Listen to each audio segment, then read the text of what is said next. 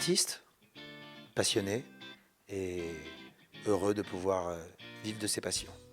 Le film est très intéressant dans le sens où ces deux personnages se ressemblent. Ils ont les mêmes problèmes, les mêmes qualités peut-être et les mêmes défauts.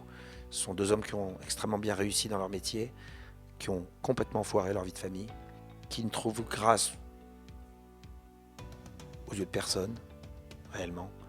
Et s'ils se rencontrent, ils pourraient devenir amis. Ils pourraient s'apporter quelque chose.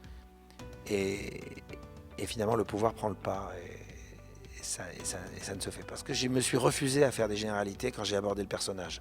J'aurais pu aller prendre tous les exemples qui nous entourent, d'hommes d'affaires mêlés à des scandales ou à des problèmes.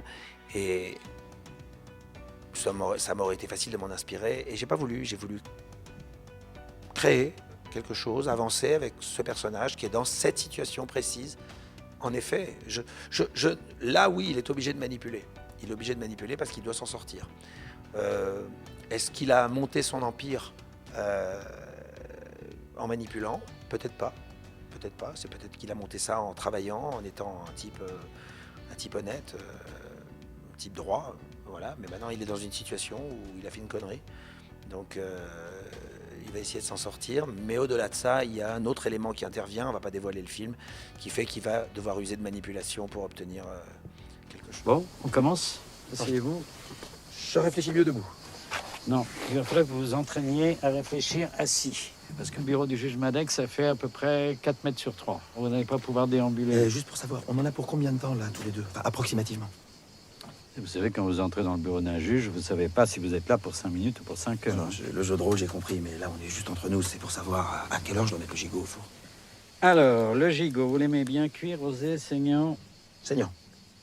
Bien, c'est moi qui donnerai le top. Voilà, maintenant, s'il vous plaît, asseyez-vous.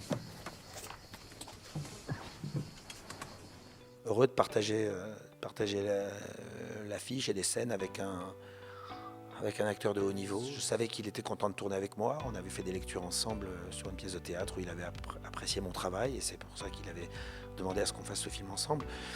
Donc je me suis senti très, très bien de jouer avec lui, jouer au vrai sens du terme. Et vous savez, plus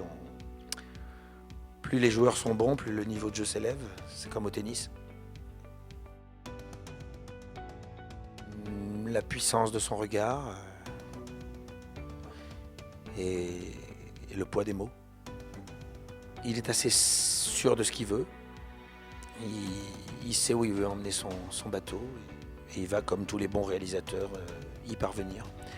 En tout cas, moi, sa plus grande qualité, c'est de m'avoir donné énormément de plaisir à faire ce film.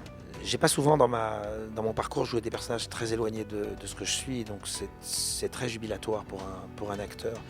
C'est presque pas plus facile, mais peut-être plus fluide que certains personnages desquels je pouvais me rapprocher. Monsieur Fontaine, connaissez-vous Michel Jacquin? Je l'ai jamais nié.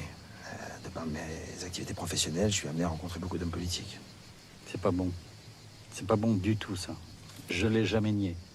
Ça veut dire que ça vous met tout de suite dans la position de quelqu'un qui aurait quelque chose à cacher. Et le fait de rencontrer beaucoup d'hommes politiques, ça joue pas en votre faveur. Qu'est-ce que je dois dire? Connaissez-vous Michel Jacquin? Oui, monsieur le juge. Voilà. Simple, question-réponse. Bien. Et il y a autre chose aussi, vous savez, hausser les épaules, lever les yeux au ciel, avoir l'air agacé, c'est très mauvais. Parce que ça va donner l'impression au juge que vous le prenez pour un minable à 4 000 € par mois. Ce qu'il est. I love Gigi.